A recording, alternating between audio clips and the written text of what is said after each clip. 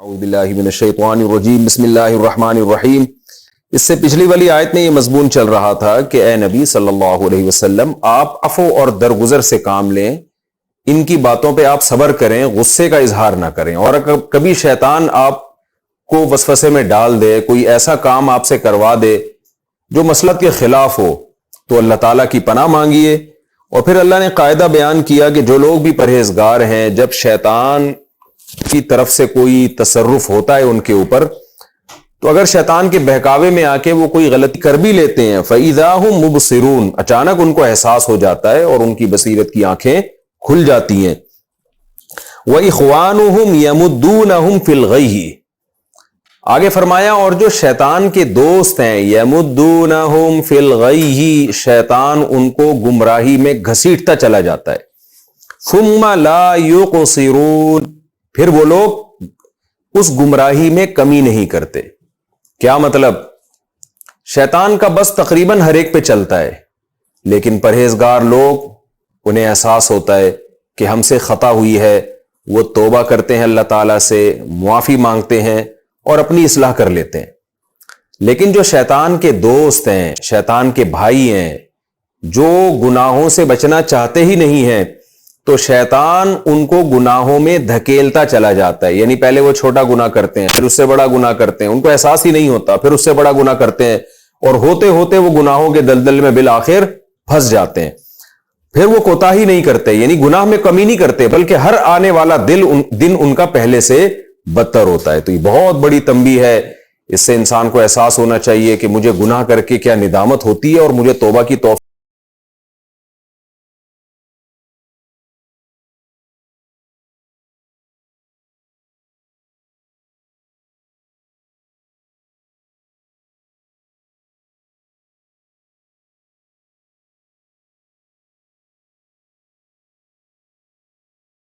بار لگا دیے۔ جیسے ہم نے کہا آپ سے پچھلی آیتوں میں، پچھلے ایپیسوڈ میں یہ بات گزر چکی ہے، أَلَهُمْ أَرْجُلٌ يَمْشُونَ بِهَا، یہ جو بت ہیں جن کی تم عبادت کرتے ہو، کیا ان کے پاس چلنے کے لیے پاؤں ہیں؟ کیا ان کے پاس دیکھنے کے لیے آنکھیں ہیں؟ کیا یہ حقیقت میں تمہیں دیکھ رہے ہیں؟ کیا یہ تمہاری باتوں کو سن سکتے ہیں؟ یہ تو تمہاری طرح کمزور ہیں۔ تو کتنی مضبوط دلیل ہے ان بتوں کے باطل ہونے کی۔ یعنی یہ دلیل کا جواب ان کے پاس نہیں ہے، بلکہ آپ سے الٹا مطالبہ کرتے ہیں کہ آپ اپنے پیغمبر ہونے کی دلیل دیں اور معجزہ دیں۔ تبھی قرآن کہتا ہے وَإِذَا لَمْ تَأْتِهِمْ بِآيَةٍ، اور جب آپ ان کے پاس کوئی نشانی نہ لائیں۔ کیا مطلب؟ وہ نشانی جس کا یہ مطالبہ کرتے ہیں، ورنہ قرآن نے تو نبی کے برحق ہونے پر اور اپنی توحید پر اللہ نے بے شمار آیات پیش کر دی ہیں۔ تو یہاں آیت کا مطلب کیا ہے کہ وہ نشانی جو یہ مطالبہ کرتے ہیں، جیسے ہی کہتے تھے اس پہاڑ کو سونے کا بنا دیں، یوں کر دیں، جو بےہودہ مطالبات ہر دور میں پیغمبروں سے کیے جاتے رہے ہیں۔ قرآن کہتا ہے وَإِذَا لَمْ تَأْتِهِمْ بِآيَةٍ، جب آپ ان کے پاس کوئی نشانی نہیں لاتے، یعنی ان کی فرمائشی نشانی، قَالُوا لَوْلَا اجْتَبَيْتَهَا، تو یہ کیا کہتے ہیں؟ لولا، کیوں نہیں، اجتبیتہا، آپ نے کسی نشانی کو سلیکٹ کر دیا، منتخب کیوں نہیں کیا؟ ہم جو کہہ رہے ہیں ان میں سے کوئی نشانی دکھا دیں، تو آپ ایک نشانی سلیکٹ کر کے ہمارے سامنے پیش کر دیں۔ قل، اے نبی آپ جواب دیجئے، انما اتبع ما یوحى الی ربی، میں صرف اس بات کو فالو کرتا ہوں جو میری طرف رب کی طرف سے وحی کی جا رہی ہے۔ میں کوئی خدا نہیں ہوں جو تمہیں صبح و شام معجزے دکھاتا رہوں اور نشانیاں دکھاتا رہوں۔ میں خدائی احکام کا پابند ہوں۔ خدا نے مجھے یہ کہا ہے کہ یہ والا پیغام میرے بندوں تک پہنچا دو۔ رہا یہ مسئلہ کہ یوں کر کے دکھا دو، نہر جاری کر کے دکھا دو، پہاڑ کو سونے کا کر کے دکھا دو، یہ میری ذمہ داری نہیں ہے۔ تو میں اللہ کا پیغام تم تک پہنچاؤں گا، اور جو کچھ وحی کی جا رہی ہے میں صرف اس کو فالو کروں گا۔ رہا مسئلہ نشانیوں کا، تو ھذا بصائر للناس، یہ جو ہے جو میں پیش کر رہا ہوں یعنی قرآن، بصائر للناس، یہ لوگوں کے لیے بہت ساری نشانیوں کی طرح ہے۔ دیکھیں بصیرت کیا کہتے ہیں؟ وہ نشانی جسے دیکھ کر انسان کی آنکھیں کھل جائیں۔ بصیرت کی باتیں ہیں نا، لوگ کہتے ہیں اس میں تو بہت ساری بصیرت ہے ان لوگوں کے لیے جو عقل رکھتے ہیں۔ جیسے کوئی حادثہ ہو جاتا ہے، واقعہ ہو جاتا ہے، تو ہم کیا کہتے ہیں؟ یار اس سے تو بصیرت، اہل بصیرت کو بصیرت حاصل ہو جانی چاہیے۔ تو بصیرت کا ایک معنی نشانی بھی ہوتا ہے، اور بصائر اس کی جمع۔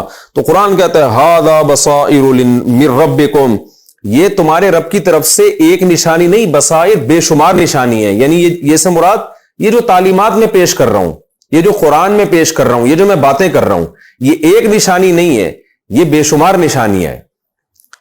کیسے نشانیاں ہیں؟ اس کا تذکرہ بار بار میں کرتا رہتا ہوں. قرآن نے دوسرے مقام پر بھی کیا کہ بھئی دیکھو، ایک ایسے معاشرے میں جو نہ لکھنا جانتا ہے معاشرہ، جو نہ پڑھنا جانتا ہے، جہالت کے اندھیروں میں ڈوبا ہوا ہے، اس میں ایک ایسے پیغمبر جو نہ لکھنا جانتے ہیں نہ پڑھنا جانتے ہیں، جو امی ہیں، اور وہ ایسا نظام پیش کر رہے ہیں، ایسے دلائل پیش کر رہے ہیں، ان کی تعلیمات کس قدر پاکیزہ، پوری قوم کے مقابلے میں وہ کھڑے ہوئے ہیں.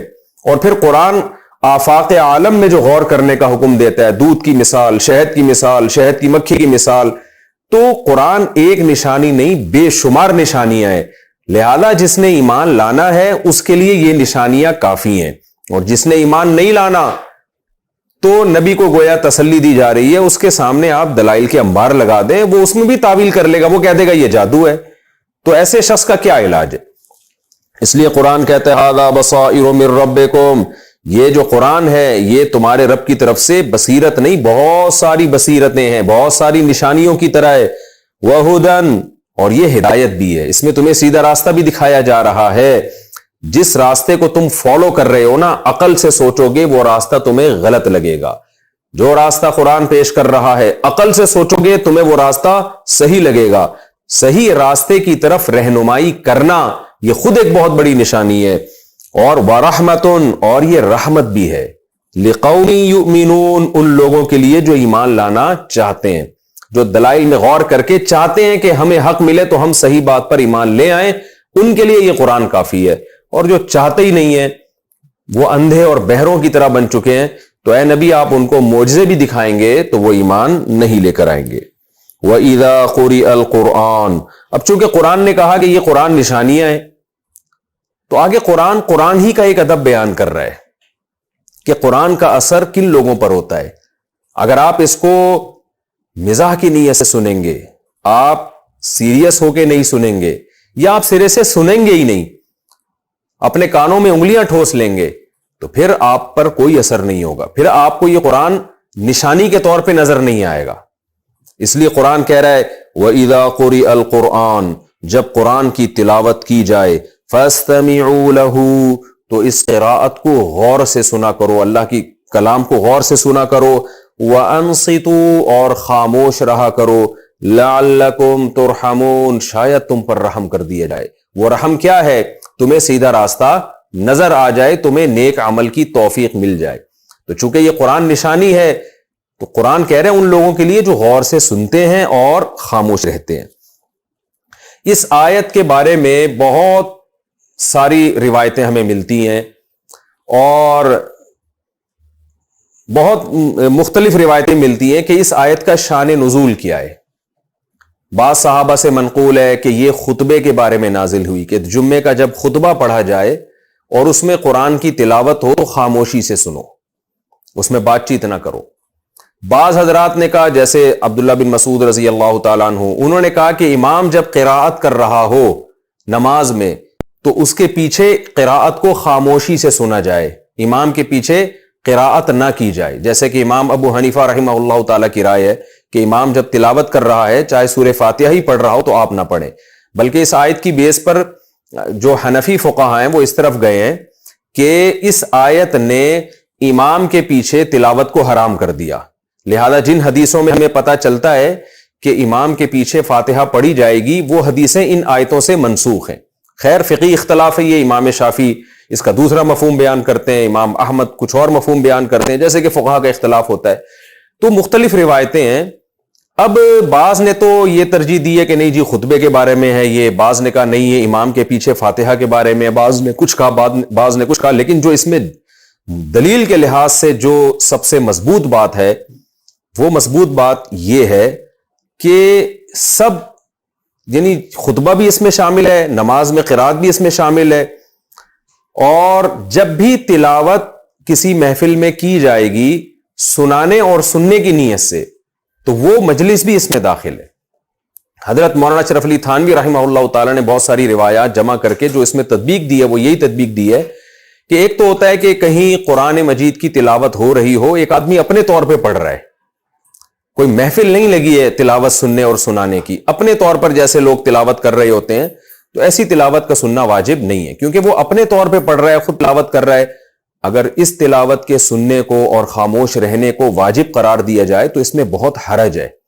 آپ نے دیکھا مسجد میں کچھ لوگ ہلکی ہلکی آواز سے تلاوت کر رہے ہوتے ہیں، اب سب پر واجب تھوڑی ہے سارے کام چھوڑ کے لوگ ان کی تلاوت سنیں، اس میں تو امت حرج میں مبتلا ہو جائے گی۔ آپ کہیں گزر رہے ہوتے ہیں، قرآن کی تلاوت کی آواز آ رہی ہوتی ہے، تو اس پر پوری امت کا اتفاق ہے کہ اس طرح کی تلاوت اس آیت کے مفہوم میں داخل نہیں ہے۔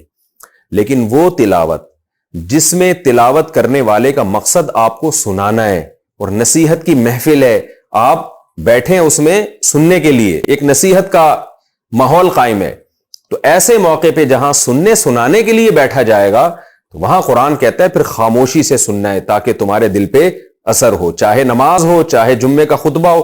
اب نماز میں بھی امام تلاوت کرتا ہے مقتدیوں کو سنانے کے لیے، تو وہاں بھی مقتدیوں پر واجب ہے کہ وہ سنیں۔ خطبے میں امام تلاوت کرتا ہے، خطبے میں قرآن کی آیتیں پڑھتا ہے سنانے کے لیے، اور محفل ہوتی ہے سننے کی، تو خطبے کے دوران بھی آیتوں کا سننا واجب ہے، اس دوران بھی آپ بات نہیں کر سکتے۔ اسی طرح کوئی بھی نصیحت کی محفل ہو جس میں واعظ قرآن کی آیتیں پڑھ کے سنا رہا ہو اور محفل نصیحت کی ہو، تو اس میں بھی اس محفل میں موجود لوگوں پر واجب ہوگا کہ قرآن کی آیتیں غور سے سنیں، اور جو ان کو قرآن کے ترجمے کے ذریعے نصیحت کی جا رہی ہے، جو ترجمہ پڑھا جا رہا ہے، اس کو غور سے سنیں، چاہے وہ قرآن کی آیت ہو یا اس کا ترجمہ ہو۔ تو اس طرح سے تمام روایتوں میں تطبیق ہو جاتی ہے، تو پھر اس نصیحت کا اثر ہوگا۔ تو خلاصہ یہ نکلا کہ صرف ایک صورت اس سے مستثنا ہے، ایک صورت ایسی ہے جس میں قرآن کا سننا واجب نہیں ہے، وہ یہ ہے کہ جب کوئی آدمی اپنے طور پہ قرآن مجید کی تلاوت کر رہا ہو اور آپ اپنے کام میں مشغول ہو وہاں پہ، تو شریعت نے آپ کو اجازت دی آپ اس کی تلاوت نہ سنیں، کیونکہ اگر اتنا ہم عموم اس آیت میں رکھ لیں گے تو اس سے لوگ حرج میں مبتلا ہو جائیں گے۔ تو قرآن کہتا ہے وَإِذَا قُرِئَ الْقُرْآنُ، جب قرآن کی قرات کی جائے، تلاوت کی جائے، فَاسْتَمِعُوا لَهُ، تو اسے غور سے سنو۔ یہ آیت اصل میں نبی صلی اللہ علیہ وسلم کے بارے میں نازل ہوئی ہے نا۔ آپ صلی اللہ علیہ وسلم جب نصیحت کرتے تھے، قرآن پڑھتے تھے، تو مشرکین کانوں میں انگلیاں ٹھوستے تھے، مذاق اڑاتے تھے، شور و غل شروع کر دیتے تھے، بات چیت شروع کر دیتے تھے، اس سے خلل واقع ہوتا تھا۔ تو وہ بھی محفل ہوتی تھی نصیحت کی، نبی صلی اللہ علیہ وسلم اللہ کا کلام پڑھ کے سنا رہے ہیں اس لیے تاکہ سنا جائے اس کو، تو ایسے موقع پہ لہو و لعب سے کام لینا اور مشرکین شور و شغب شروع کر دیا کرتے تھے، یہ سب حرام ہے۔ تو یہ آیت قیامت تک کے بارے میں ہے، لیکن اس محفل کے بارے میں جہاں جو نصیحت کی محفل ہوگی، قرآن کہتا ہے جب قرآن کی قرات کی جائے اسے غور سے سنو اور خاموش رہو تاکہ تم پر رحم کیا جائے۔ اور ہم نے دیکھا ہے کہ جب بھی کہیں تلاوت ہو، اگر آپ ادب کے ساتھ خاموشی سے اس کو سنیں اور اس کے معنی میں غور و فکر کریں اور خاموش رہیں، تو واقعی اس کا انسان کے دل پہ بہت گہرا اثر ہوتا ہے، اور یہ عمل اللہ کی رحمت کو متوجہ کرنے کا ذریعہ بنتا ہے۔ وَاذْكُرْ رَبَّكَ فِي نَفْسِكَ تَضَرُّعًا، اب قرآن کی تلاوت کیونکہ ذکر ہے تو اسی ضمن میں باقی ذکر کا بھی اللہ نے تذکرہ کر دیا کہ قرآن کی تلاوت کا حکم تو میں نے بیان کر دیا، ویسے جب اللہ کا نام لیا جائے تو کیسے لیا جائے، اس میں کیا کنڈیشن ہونی چاہیے۔ قرآن کہتا ہے وَاذْكُرْ رَبَّكَ فِي نَفْسِكَ، اور آپ اپنے رب کو یاد کیجئے اپنے دل میں۔ دل میں اس مراد یہ کہ اپنی ذات میں، دل میں کا مطلب یہ نہیں کہ سوچنا ہے آپ نے، اپنی ذات میں کس طریقے سے، تضرعاً عاجزی کے ساتھ، وخیفتاً اور خوف کے ساتھ۔ اللہ کا ذکر بھی دھیان سے کرنا چاہیے۔ ودون الجہری من القول، اور قول میں جہر سے کچھ کم۔ کیا مطلب؟ اتنی زور سے اللہ کا ذکر کرنا کہ چیخو پکار میں آ جائے، یہ قرآن کی نظر میں پسندیدہ کام نہیں ہے۔ جیسے بعض لوگ لاؤڈ سپیکر کھول کے چیخ چیخ کے ذکر کر رہے ہوتے ہیں، یہ غلط ہے۔ تو دون الجہری من القول، قول میں جو جہر ہے یعنی اونچی آواز ہے، اس اونچی سے تھوڑا کم ہو۔ تو علماء نے بیان کیا کہ اتنی آواز سے ذکر کرنا جائز ہے کہ کسی دوسرے کے آرام میں خلل نہ ہو، اور جہر مفرط نہ ہو۔ مفرط کا مطلب ہوتا ہے بہت اونچی آواز سے، تو ہلکی ہلکی آواز سے اس کا فائدہ کیا ہوتا ہے کہ آپ کا ذکر کی طرف دھیان لگا رہتا ہے۔ تو آہستہ آواز سے ذکر کرنا بھی جائز ہے، اس کا تذکرہ دوسری احادیث سے ملتا ہے، اور جہرن ذکر کرنا بھی جائز ہے۔ اتنا جہر جو ہلکا جہر ہو، اس کا جواز ہمیں قرآن مجید کی اس آیت سے پتہ چلتا ہے۔ تو اس سے بھی پتہ چلتا ہے کہ بعض لوگ جو ذکر جہری کو بالکل ہی ناجائز کہتے ہیں، وہ بھی قرآن کی آیت کے خلاف ہیں۔ تو ہلکی آواز سے ذکر کرنا کہ کسی کے آرام میں خلل واقع نہ ہو، چیخ و پکار کی صورت نہ بن رہی ہو, وقار آپ کا برقرار رہے, تو یہ ذکر بھی جائز ہے. قرآن کہتا ہے وَاذْكُرْ رَبَّكَ فِي نَفْسِكَ, اپنے دل میں یعنی اپنی ذات میں آپ اللہ کا ذکر کیجئے. یہ میں دل میں کا تذکرہ ذات میں اس لیے کر رہا ہوں کہ زبان سے جب تک ذکر نہیں کریں گے ذکر کا ثواب نہیں ملتا, دل میں سوچ لینے سے ذکر کا ثواب نہیں ملتا. خوب سمجھے, ہاں اللہ کی عظمت کو سوچنا یہ ایک الگ فضیلت کی چیز ہے, لیکن جتنی احادیث میں تسبیحات آئی ہیں, لا الہ الا اللہ کا ورد ہے, چوتھے کلمے کا, تیسرے کلمے کا, اس کے لیے زبان ہلانی پڑے گی. جب تک زبان نہیں ہلائیں گے تو صرف دل میں سوچنے سے وہ تسبیحات کا ثواب نہیں ملتا. تو قرآن کہتا ہے بالغدو والآصال, اپنے رب کو یاد کیجئے, بالغدو صبح بھی, والآصال اور شام میں بھی, صبح شام اللہ کا ذکر کیجئے.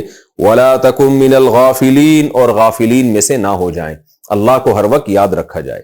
اس آیت سے قرآن کی تلاوت کی فضیلت بھی معلوم ہوتی ہے, اور مطلق اللہ کا ذکر چاہے وہ تلاوت کی صورت میں ہو یا وہ سبحان اللہ, الحمدللہ, اللہ اکبر کی صورت میں ہو. کون سا ذکر سب سے افضل ہے؟ حدیثوں میں مختلف الفاظ وارد ہوئے. ایک حدیث میں آتا ہے افضل الذکر لا الہ الا اللہ, سب سے افضل ذکر لا الہ الا اللہ ہے, تو صبح و شام اس کا اہتمام کرنا چاہیے. دوسری حدیث میں آتا ہے کلیمتان خفیفتان علی اللسان ثقیلتان فی المیزان حبیبتان الی الرحمن, صحیح بخاری کی حدیث ہے کہ دو کلمے اللہ کو بہت محبوب ہیں, زبان پر بہت ہلکے ہیں, اور ترازو میں, میزان کے ترازو میں بہت وزنی ہیں, سبحان اللہ وبحمدہ. تو اس لیے علماء نے کہا ہے جہاں بھی ذکر میں یہ الفاظ آئیں گے نا, سبحان اللہ والحمدللہ والے, یعنی اللہ کی تسبیح بھی ہو اور حمد بھی ہو, تو وہ ذکر بھی بہت افضل ہوگا اس حدیث کی روشنی میں. وجہ کیا ہے؟ سبحان اللہ کا مطلب ہوتا ہے اللہ ہر عیب سے پاک ہے, اور الحمدللہ کا مطلب کیا ہوتا ہے؟ تمام تعریفیں اللہ میں ہیں. تو آپ بتائیں کسی کی تعریف اسی طرح ہوتی ہے کہ آپ ہر قسم کے عیب کی نفی کر دیں اس سے.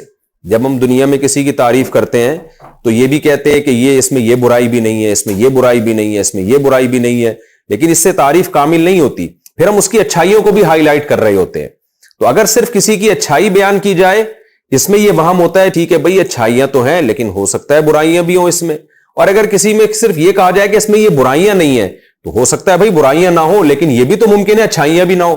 تو اس لیے کامل تعریف کسی کی یہی ہوتی ہے کہ برائی کی نفی کی جائے کہ اس میں کوئی برائی نہیں ہے, اور اچھائی کو ثابت کیا جائے. تو سبحان اللہ کا مطلب اللہ ہر برائی سے, ہر عیب سے, ہر عجز سے پاک ہے, اور الحمدللہ کا مطلب دنیا میں تعریف کے قابل جتنی بھی چیزیں ہیں وہ ساری اللہ میں موجود ہیں. تو اس لیے جہاں بھی یہ الفاظ آئیں گے نا سبحان اللہ والحمدللہ یا سبحان اللہ وبحمدہ, تو مطلب ایک ہی ہے, اللہ کی میں تسبیح بیان کرتا ہوں یعنی ہر عیب سے پاک ہے یہ بیان کرتا ہوں, وبحمدہ اور اس کی حمد کے ساتھ بیان کرتا ہوں, یہ بتاتا ہوں کہ اس کی تعریف بھی ہے یعنی وہ قابل تعریف بھی ہے. تو جہاں بھی ایسے الفاظ آئیں گے سبحان اللہ والحمدللہ ولا الہ الا اللہ واللہ اکبر یا سبحان اللہ وبحمدہ, تو اس بخاری کی حدیث کی روشنی میں وہ کلمہ بھی بہت زیادہ فضیلت والا ہوگا. اور قرآن سے بھی پتہ چلتا ہے کہ اہل جنت کا بھی یہی کلام ہوگا. تو اس لیے ہمارے اکابر علماء بزرگان دین یہ سبحان اللہ وبحمدہ یا پھر سبحان اللہ والحمدللہ ولا الہ الا اللہ واللہ اکبر, اس تسبیح کا بہت زیادہ اہتمام کیا کرتے تھے. تو اس کا ہمیں بھی بہت زیادہ اہتمام کرنا چاہیے.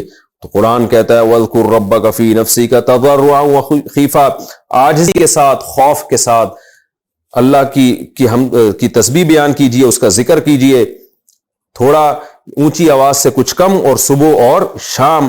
وَلَا تَكُن مِّنَ الْغَافِلِينَ, اور آپ غافلین میں سے نہ ہو جائیں. کیا مطلب؟ جو آدمی ذکر نہیں کرتا اللہ کی نظر میں وہ اللہ سے غافل ہے. آگے قرآن کہتا ہے ان الذین عند ربک, بے شک وہ لوگ جو تیرے رب کے پاس ہیں. اب دیکھیں قرآن میں تلاوت کی بھی تذکرہ ہو گیا, اللہ کے ذکر کا بھی. یہ سورت کا بالکل آخری آیت ہے, تو بہت اچھا اختتام ہو رہا ہے اس سورت کا کہ پوری سورت میں اللہ نے آدم علیہ السلام کے واقعات, پھر موسیٰ علیہ السلام کے واقعات, پھر بنی اسرائیل کے واقعات, پھر توحید کے دلائل اور زیتون اور مختلف پھلوں کے قدرت کے اللہ نے نمونے پیش کیے, ہمارے سامنے بیان کیے. ان تمام کا حاصل کیا ہے؟ ہم سب اللہ کی غلامی میں آ جائیں اور اللہ کی عبادت کریں. اور اس عبادت کا ایک جز بیان کر دیا کہ قرآن بھی غور سے سنا کرو اور اللہ کا تذکرہ بھی زبان سے کیا کرو. اب آگے اللہ جو سورت کا اختتام فرما رہے ہیں وہ اس آیت پر کہ انسان میں تکبر ہے، حالانکہ انسان کا مقام طاقت اور قوت کے لحاظ سے بہت کم ہے، لیکن جو مخلوق اللہ کے پاس رہتی ہے، مقرب فرشتے جو طاقت اور قوت میں انسان سے کئی گنا زیادہ پاورفل ہے، طاقتور ہیں، وہ اللہ کی کبریائی بیان کرنے میں، اللہ کی عبادت کرنے میں، سجدہ کرنے میں تکبر نہیں کرتے۔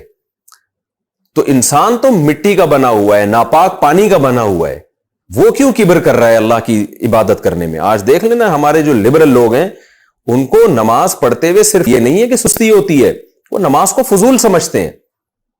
ابھی ایک لبرل ہیں، ان کا بیان آیا اسی قسم کا کہ ان کو مولویوں سے وحشت ہوتی ہے، داڑھی والوں سے ان کو وحشت ہوتی ہے، پردے دار عورتوں سے ان کو وحشت ہوتی ہے، تو اسلام کے احکام سے وحشت ہوتی ہے، نفرت ہے ان کو۔